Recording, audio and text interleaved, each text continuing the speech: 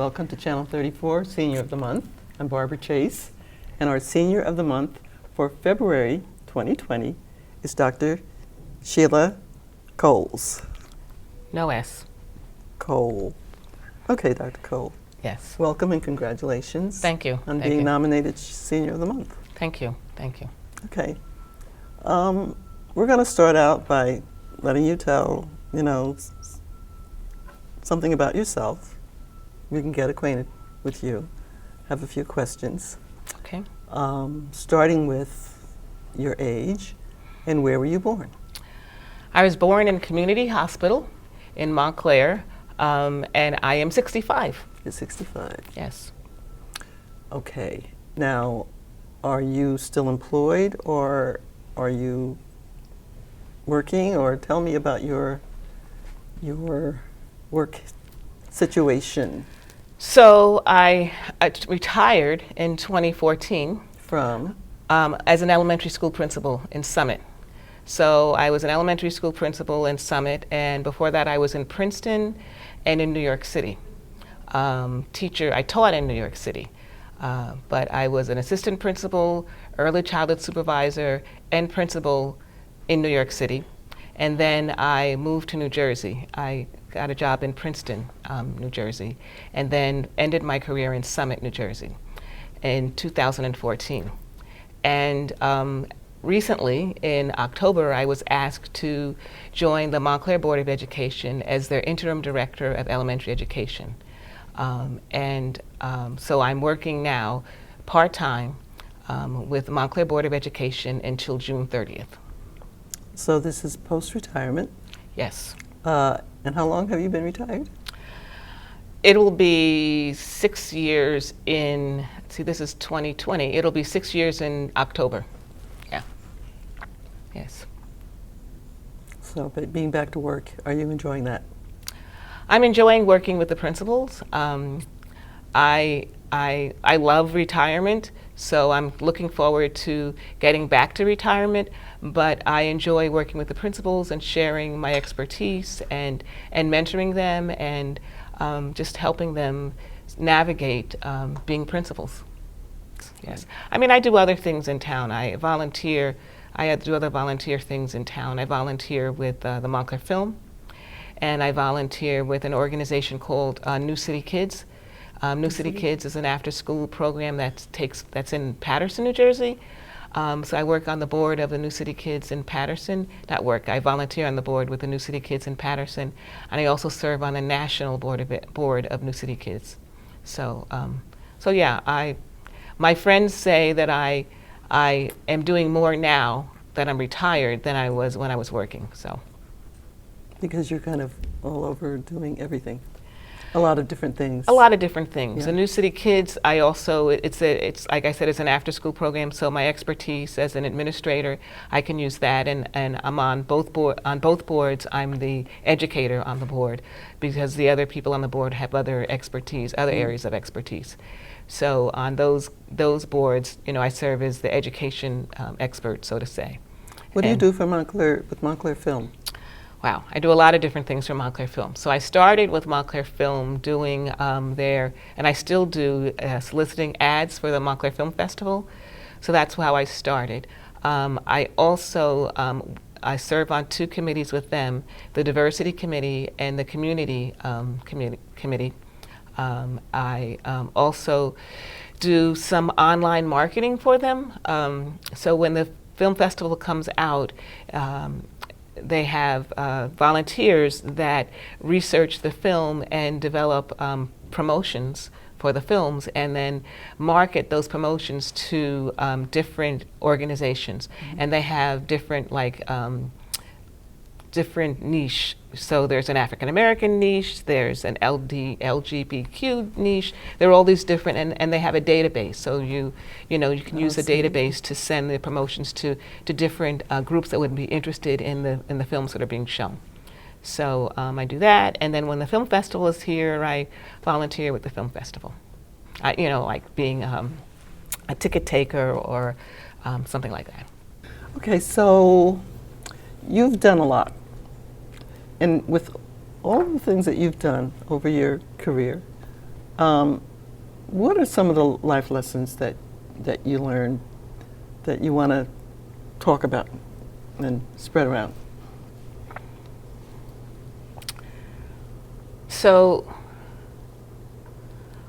one of the things I think is really important is to always go to the balcony and to see things from a different perspective, because a lot of times if you see, most of us see life through our own perspectives, and if you're interacting with people and trying to communicate with people, it's important to see it from their perspective as well, and to also go to the balcony and to look down and to see the whole picture, you know. And another lesson is, I'm learning, still learning, is to understand rather than try to make people try to be understood.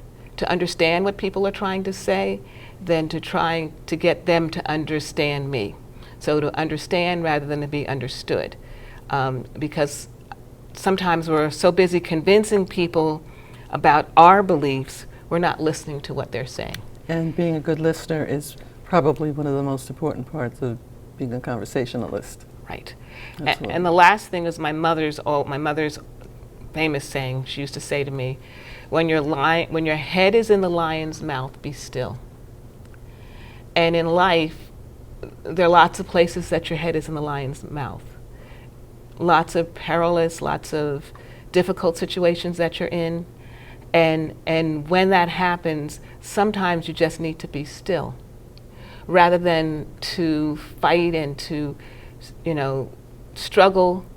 But sometimes you just have to be still. And sometimes when you're still, you can pull your head out. In other words, you're in a situation already, so why stir up the situation? Yeah, and still, That's interesting. and wait and listen, because sometimes I believe God provides a way. So sometimes, you know, we get in situations and we're so busy trying to get out on our own, and sometimes if you just be still and you listen, a way will come. God will make a way. Is that your mantra? God will make a way? He has, yes. That could be one of my mantras. Okay. God will make a way. It's all about your faith. Yeah, it is a lot. I mean, most of my, the things that I live by have to do with my faith, have to do with my belief in God. And for me, I've experienced a lot of, you know, people passing away in my life, and that's been difficult. And well, one of the funny things is, like, when my mother passed away, before she passed away, she said to me, you know, she called me to her bed and she said, because she knew she was going, and she said, so when I go, I think it's really important for you to get help. And so she says, you should speak to someone, you should talk to someone. And at the time I said, you know, no, Mommy, I'm going to be fine. I'll be fine. I have God. I have my faith. But in retrospect, what great love that was. Because here she was. She knew she wasn't going to be here, and she still For you. cared for me. Yeah, she still cared about what was going to happen to me. And it was kind of funny. She was like, you're not going to be able to handle this, so you should get help.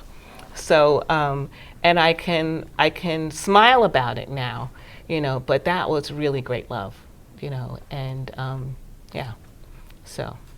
I've heard that people have great foresight when they're nearing the end of life. Yes, And yes. she was speaking that to you. Oh yeah, Yes, yeah. yeah. Yeah. So, and I guess the other thing is to never give up on loving people, because, you know, people can't, you know, if you love people and if you respond to them in love rather than the way that they're interacting with you, you have a better chance of turning them around, you know, and interacting with them in a more positive way. You know, sometimes people are very negative and very mean and mean-spirited, and some people feel that if you respond to them in love, that is a sign of weakness. But it really isn't. It's a sign of strength. That's the golden rule. It is. But people feel that you have to respond in a way, respond to that negativeness in strength, and they believe the strength that you demonstrate is through also a negative way. But what I'm saying is if you respond in love in spite of what people are doing to you, eventually eventually they'll turn around. And I think that, when you do that, respond that way, it helps keep you centered, and it helps keep you from falling into that negative trap, because I believe that negativeness has an effect on you too. Has an effect on your spirit. So if you portray that you can't throw out that negative spirit without something reflecting back on you. So anyway, so I just believe that if you people do, because I will say to people, another one of my mother's sayings, you get more bees with honey. And I've had people say to me, but that bee's going to attack you. And, but they don't. They don't. Because you do get more bees with honey. And eventually, when you respond in love that way to people, and you can't do it on your own. I believe that you do that, again, through the strength of God. You can't do it on your own. Again, is love thine enemy. Yeah. You can't do it on your own. I mean, you can't, when a person is cursing you out and you're smiling and blessing them, it's not in our nature to be that way. No. We really want to respond in a negative way. So you do that through the strength of God. I'm sorry to be. That's who I am. Well, I feel a lot of that. So you're not by yourself. Great. Not by yourself. Yeah. So tell me about your future plans. You're going to continue to live in Montclair, or have you found a place in your travels that you think? I must say, I love living near New York. I'm one of those people who sees this nation as New York City, a little bit of the Midwest, and a little tiny bit of Los Angeles. Oh. That view of the New York Magazine.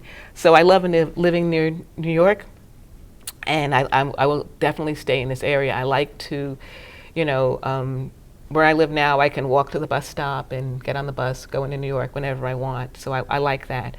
I haven't found any place that has what New York has. San Francisco, Los Angeles, Chicago, they all have a different flavor, but they're not New York. There is no place like New York. Yeah, they're not New York. Even Boston, so I plan to stay here, I